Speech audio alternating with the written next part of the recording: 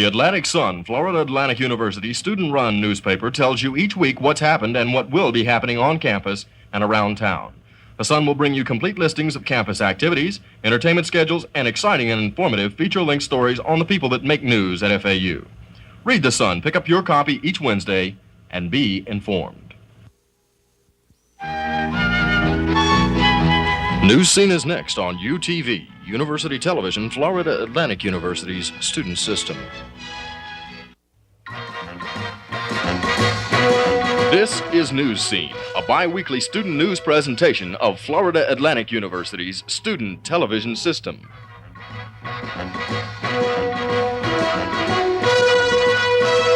And now, Newscene anchorman, Mark Griffith.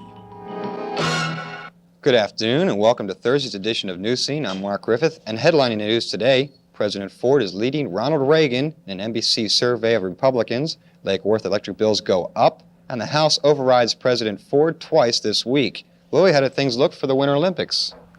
Romantic.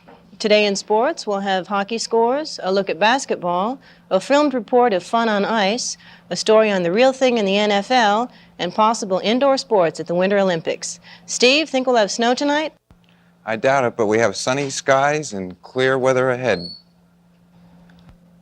Newscene will be back with these and other stories in a moment. Lucy De Toro is a field worker for Save the Children Federation. She works in a poor South American barrio which lies on top of a former city dump.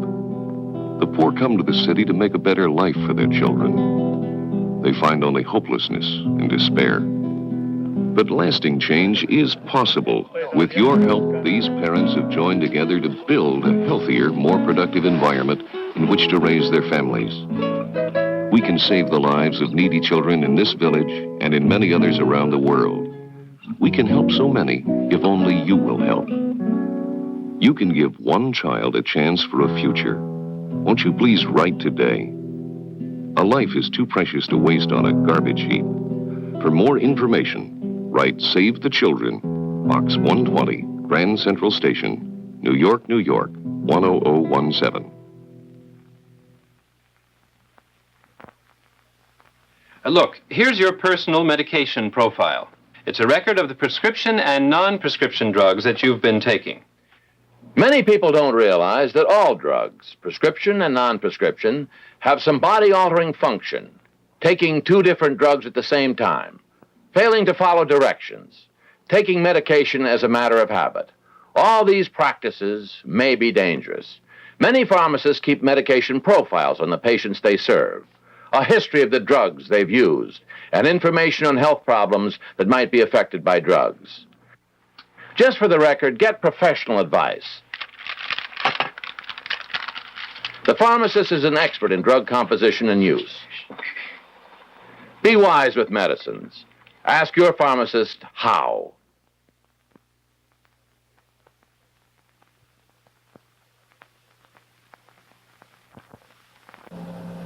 According to an NBC telephone poll of Republican voters, President Ford is now leading the Ronald Reagan after trailing him in that same poll a month earlier. The network broadcast the results of its poll as Reagan campaigned in North Carolina for the key GOP primary in March. The results of the poll indicated that Ford was favored by 50% of the 535 registered Republican voters contacted. The poll showed that 38% favored Reagan, with the rest uncommitted. Comparing Ford with Senator Hubert Humphrey, respondents favored the president 46 to 40% over Humphrey, whom he trailed last month. Among registered Democrats, the poll showed former Governor Jimmy Carter moving up but still trailing the party's two major non-candidates, Humphrey and Senator Edward Kennedy of Massachusetts. Residents of Lake Worth will once again be hit in the pocketbook when their electric bills are mailed out next month. Lake Worth was the lowest priced area in the state until now. WPEC's Greg Gaginski reports. Lake Worth Utilities Authority has announced that the fuel adjustment charge applied to electric bills during the month of February will be higher. In fact, it'll be a 100% increase over the January charge. The Lake Worth power plant can operate on either natural gas or fuel oil. However, natural gas is used as much as possible because it's the cheaper fuel, costing only 29% as much as oil. But under federal regulations, the city's use of natural gas will have to be curtailed. As a result, Lake Worth will have to use more fuel oil, and that will cause the rise in electric bills. The Utilities Authority was forced to use oil as a fuel over half the time during December of 1975, and since the fuel adjustment charge for February is based on the average cost of fuel purchased in December, the charge for February will reflect this higher fuel cost. Lake Worth has been able to maintain its position of having one of the lowest charges for electricity in the state of Florida. In 1975, it was the third lowest in the state and much cheaper than Florida Power and Light. Lake Worth's average charge last year for 1,000 kilowatts was $28.31, which was 15% less than the average of $33.12 charged by FP&L for the same time period. Lake Worth is being curtailed in its use of gas at an even higher rate during the month of January. So the fuel adjustment charge, unfortunately, during the month of March, should show an even further increase. This is Greg Gazinski reporting for Eyewitness 12. The House voted 310 to 113 Tuesday to override President Ford's veto of a $45 billion bill to fund labor, health, and welfare-related programs. The override gave the Democrats an early victory in the election year drive against Ford's economy proposals. The override will now shift to the Senate, where it is expected to be upheld. Ford vetoed the bill in December because it was nearly $1 billion over his budget recommendations. He termed it a classic example of unchecked spending. The vote came 6 days after the president submitted his budget for the next fiscal year. The House also ignored a last-minute plea from President Ford and vetoed overwhelmingly to halt further American aid to Angola. The 333 to 99 vote left the next move up to the president. The House Republican leader, John J. Rhodes of Arizona, said that he has received no indication to whether Ford will veto the bill. Ford said that the failure of the United States to take a stand will inevitably lead our friends and supporters to conclusions about the steadfastness and resolve over international conflicts. Less than friendly Palm Beach County Commission turned down a second attempt by the Ku Klux Klan to get permission to hold a rally in the county park. In the tradition of the group, a Klan spokesman said the crosses will still burn on privately owned property this Saturday night. The meeting, which is expected to draw about 1,500 Klan sympathizers, is according to the printed invitations for the white public only. Dan Collingsworth, exalted Cyclops of the West Palm Beach chapter of KKK, asked the county commission on December 30th for permission to hold the rally on the Okehili Park in West Palm Beach. He was turned down then because commissioners said the parks were closed after sundown. Undaunted, he came before the commission yesterday to ask for a permit for a daylight rally. He said also he wanted to burn our crosses out there, which have been our custom for years and years. In response, Commissioner Bill Medlin replied, "I notice this invitation says whites only. That's not our policy in opening our parks." Consequently, the motion was denied and the KKK had been advised to burn their crosses on private property. Newscene will return. We'll have a look at plans for busing in Broward County, a film report on the pollution of the Florida's waterways, and the ever-fascinating Louis Gould with sports. Medicine packages don't have alarms to tell you when to take them, or retrieving arms to keep you from taking too many, or automatic dispensers to keep you from taking too few. They don't have gimmicks. Instead, they have something much simpler and better: the label directions. Before you take any medicine, read the label, because medicines can't help you if you don't take them right.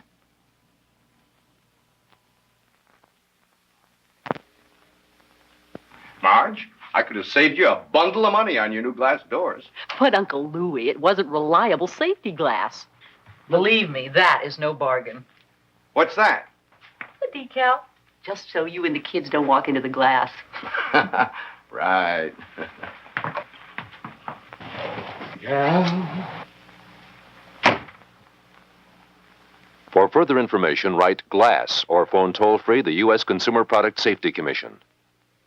Broward school board members listened to a barrage of complaints Tuesday night against plans for busing in that county. The crowd of about 300 were offered 3 alternative programs to facilitate a court-ordered integration plan.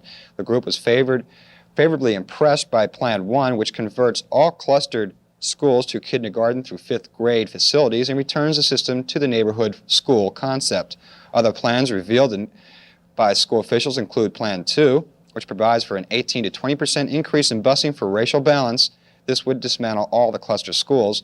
Plan 3, which the NAACP has endorsed, would call for a retention of 6 cluster schools and 2 paired schools. School officials said Plan 3 would involve no significant increase in busing. A recent report by an underwater research center showed that the Indian River, which flows almost 2/3 the length of Florida, may be killed by pollution in the near future. WPEC's Ron Landy reports from Fort Pierce. County to Martin County could be a polluted waterway in 20 years. That is the preliminary finding of the Harbor Branch Foundation of Fort Pierce, the Marine Science Center undergoing the study of the river. Center engineer David Young says the river is being polluted by sewage from the cities and towns along its banks. And if the present method of treatment is not improved, the river might be doomed. Compounding that is expected population growth over the next 2 decades. The more people, the more sewage, which will lead to over-nutrification of the river, more algae, less fish. Young says the river has excellent flushing action to get rid of some of the nutrients brought on by the sewage, but each time a bridge is constructed across it, that cuts down on the action. And when there are more people, there are more bridges. This is Ron Landy in Fort Pierce for Eyewitness 12. Louis, I've always been a big hockey fan from a distance. I hear there's been a rash of injuries this week. Yes, lots of blood and guts. In the National Hockey League Tuesday, Philadelphia Flyer bully Dave Schultz suffered a broken jaw in a bench-clearing brawl in the second period of the Philadelphia-Atlanta game. Schultz, who holds a record of 342 penalty minutes in one season, had his jaw broken by Atlanta rookie Ken Houston. Houston led the Flames scoring, landing 2 goals in their 8-4 victory over the Flyers. In other NHL action, the New York Islanders defeated Minnesota 4-3, Los Angeles blanked the hapless Washington Caps 2-0, Detroit edged by St. Louis 3-2, and Montreal and Vancouver skated to a 2-2 tie. The Winter Olympics in Innsbruck opened its door to athletes and games officials, and word spread quickly that the visiting rules for men and women competitors aren't nearly so prudish as the Austrian hosts had initially indicated. Young love may be blossoming now that the Olympic Committee has okayed women's visits to the men's dorms, but the committee is not looking quite so favorably on the excessive drinking of the Canadian bobsled team, which will reportedly be disbanded after the Olympic Games. Romance without wine may prove to be a sobering experience. Denmark and Andorra pulled out of the Winter Olympics, reducing the number of participating nations to 36. Neither country gave a reason for their withdrawal. Some of the top motorcyclists in the world are trying to qualify for the World Ice Championship scheduled for March 6th. Jim Gallagher from WPEC TV in Palm Beach filed this report.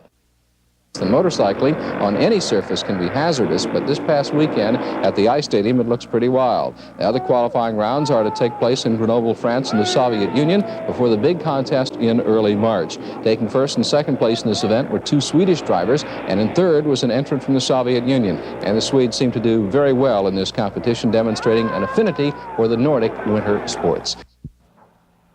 I'll be back after this message with a look at the American Basketball Association All-Star Game, ABA player trading, the UPI College basketball poll, and some up-to-date scores on FAU intramurals. Brakes in the cylinders, the whole thing. He's safe, he's not worried for a long time. When I put the brake on the steam,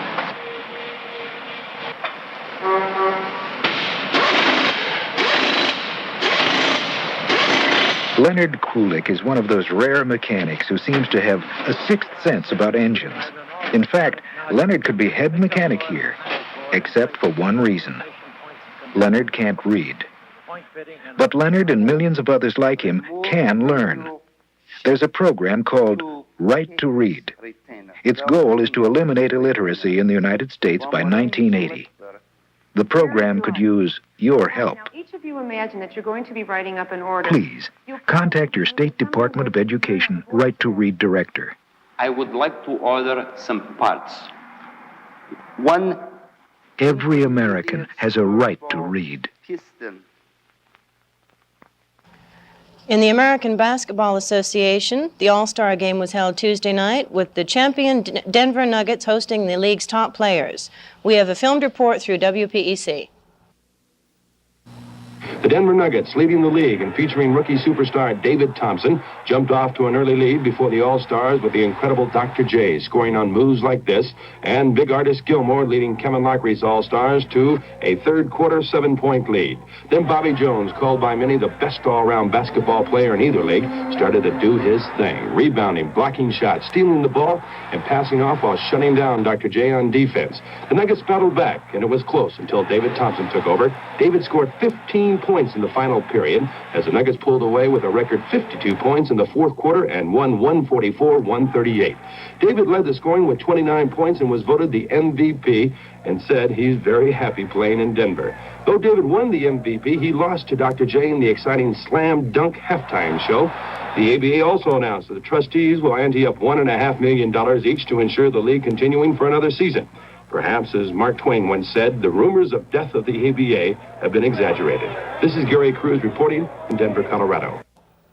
In the National Basketball Association, the recent scoring statistics show Buffalo's Bob McAdoo still the NBA scoring leader, with an average of 31.4 points per game. Kareem Abdul-Jabbar of LA is second with 28.1 points. Around the NBA, Don Nelson, a 14-year veteran of the Boston Celtics, announced Tuesday that he will retire at the end of this season. Nelson, a key part of the Celtics attack, said that the change in the Celtics system required more running and rebounding, which he feels are not his strong points. In the ABA, the New York Nets announced that they had traded former Rookie of the Year Swen Nader, together with forward Billy Schaefer, to the Virginia Squires in exchange for veteran center Jim Eakins. Nader lost his starting position to rookie Kim Hughes.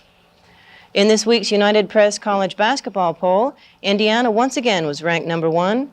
Marquette moved up to the number 2 spot with a surprising Las Vegas, Nevada at number 3. North Carolina, Washington, Rutgers, Maryland, Alabama, Tennessee, and UCLA round out the top 10. Intramural sports had a busy week. Basketball action continued with SWAP trouncing the Bouncers 67-20, and Gestapo beat Delta Sig 55-36. Wednesday afternoon saw Burnt City Rollers win a forfeit game against Circle K. Dr. T's defeated High Flyers 54-31, and the Mills brothers beat ATO 47-39. Charlie Diaz was once again high scorer for the losing ATO team with an impressive 22 points. Reports continue about cocaine usage among NFL players. At least one sub-quarterback's name keeps coming up. Some players insist the percentage of users in the NFL is the same as in normal society. There's no indication of cocaine use among the Dolphins, one of whom says, if Don Shula ever got the faintest hint of anything like that, the guy would be gone.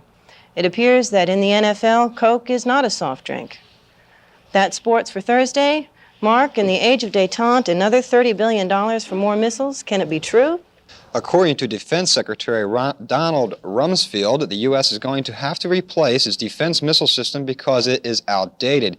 The price tag of the renovation is estimated at about $30 billion. Rumsfeld said that the famed Minutemen force is too vulnerable to Russian attack. The 1,000 missile system has been the backbone of a land-based U.S. strategic power for over a decade, but Rumsfeld now says that the increasingly sophisticated Soviet ICBM capability threatens to neutralize the Minutemen. In putting it all together, Rumsfeld furnished new details for 2 other major strategic systems, the controversial B-1 bomber and the Trident submarine. Newscene will be back with this short message with some good news on Florida drivers and some sunshine from sparkling Steve Brewer. This is Cale Yarborough, and this is a pit, where winning often depends on how fast your crew can put you back in the race. This is a job for real pros, for the training, the experience, teamwork, and will to win that can make you a real pro. Look at the hundreds of job opportunities in today's Army, from automotive mechanics to repairing helicopters. So go ahead, take the green, and get your future off to a roaring start. See the Army man. About 6 months after you're married, you began to wonder why nothing happened. Yeah, maybe we're doing something wrong. We can test a man, and right away we know whether he can produce babies. But a woman takes time to study. We like to work on couples that want babies because we like babies too. Family planning means more than you may have thought. For information or help, call the Family Planning Clinic in your community, your local health department, or your own physician. Florida drivers are sticking close to the 55-mile-an-hour speed limit. This has succeeded in dropping the state's 1975 traffic toll to its lowest point since 1967. It was the second straight year for traffic deaths have declined. Just released state figures show that the Florida's highway safety record is even better than the national trend. Steve, you couldn't have given us better weather. What's the forecast for the weekend? I'd say it's going to be about the same for the next couple of days, Mark. We've had fair and cool weather which prevailed over the entire state during the pre-dawn hours this morning. Highs Wednesday range from only 52 at Tallahassee to 61 at Orlando and at 67 at Miami. Indications are that the cool weather will linger over the state with no rapid warming up in the immediate future, but the skies were mostly sunny. Looking at our state map, our temperatures recorded early this morning were 27 in Tallahassee, 31 in Jacksonville, 40 in the Tampa-St. Pete area, 50 in West Palm Beach, with a 54 in Miami, and a nice 61 in Key West. Looking at our national map, the Florida forecast will be cold over most of the states. The lows tonight will range from the 20s to the 30s in the north, and in the south it will be 50 in the southern peninsula. The highs will be in the upper 50s to lower 60s in the north to upper 60s and lower 70s in the south for the highs. Now, getting back to that national map here, considerable nighttime fog with cloudiness was reported along the northern half of the Pacific coast. A cold front moving into the northwestern United States triggered rains along the northern Washington coast. Skies were also cloudy in the Great Lakes area, the Appalachians, and the mid-Atlantic coast. Late nighttime skies were generally fair over the remainder of the nation. A cold front curved through lower Michigan on through into the lakes area here. And we had from Quebec another cold front which trailed through Ohio into the east Oklahoma. A high pressure system over Texas will change little through Friday, and ice jams and the threat of flash floodings were expected to continue in the Hudson River area. Northern Florida saw frost and freeze warnings. Elsewhere in the state saw typical January temperatures. The national weather forecast: showers will dampen northwestern Washington. Light snow will cover northern and Thursday. Our boating forecast will be 2 to 4 feet. Our winds coming out of the east to southeast at 6 to 8 knots. And in our Boca Raton Inlet, our tide will be high tonight at 6:58 p.m. and it was low at 12:59 this afternoon. Our forecast for tomorrow: considerable cloudiness and cooler tonight. Thursday will be partly cloudy. We'll have a high around 70 on Thursday and a low tonight near 50. The sun will set at 6 p.m. tonight and rise tomorrow morning at 7:07. Well, Mark, our man of the hour, what else is going on? As you may know, UTV has been having some financial troubles. I give you Newscene producer Kathleen Bardsley, who would like to share with you some of these comments. In the last few months, those of you who have been viewing student television have probably noticed some changes in our format. Obviously, our name has been changed. As of December, Wing TV became UTV, University Television Services. You may have also noted a change in Newscene.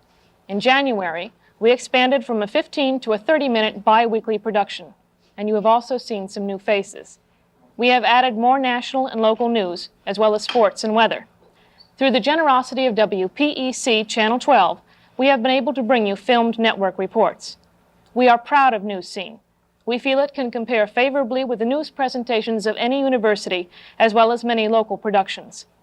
But the price of improvement is high, and UTV, like the university system itself, is a very expensive proposition. Newscene alone costs UTV almost $65 a half hour. In order to keep Newscene on the air until June, it would cost UTV about $2,000. Earlier this month, a funding error in student activities, our sole support, cost UTV almost $8,000. Without these funds, UTV could not continue to broadcast. We have been able to keep Newscene on the air only through the generosity of Hank Schubert, Kurt Norling, and the staff of Learning Resources. But they cannot, however, continue to support UTV without seriously depleting their own funds. Because UTV is independent of any college in this university, we have received no aid from any of its departments. Consequently, we are forced to seek outside help by means of advertising and funding drives. Until such time as we are successful in these methods, I must regretfully announce that as of 1:30 this afternoon, UTV will shut down production and cease to broadcast indefinitely. This is a particularly distressing statement to make when one realizes the full potential of independent student television to this campus. With the proper funding and support, interdepartmental communications networks could be devised, concerts and plays videotaped, and university relations could be very much strengthened. Without this support, 3 fully equipped studios are left virtually empty of any student participation. And most importantly, an already lethargic student body becomes even more apathetic in the wake of yet another educational cutback. 2 weeks ago, the Post-Times ran a headline that read, "The Obituary of a University." It referred to FAU. Yesterday, in his State of the University address, student body president Jim Hardman expressed the doubt that a degree from a Florida State University would be worth the paper it's printed on if changes do not occur within the next few years. So comparatively, the loss of UTV is a relatively small event. But little by little, we are losing the very things we came to this university to receive. And I wonder how long we can allow this to continue. This is Kathleen Bardsley speaking for the staff and management of University Television. Newscene will return after this brief message and some gratifying news for vegetarians and a recap of today's headlines.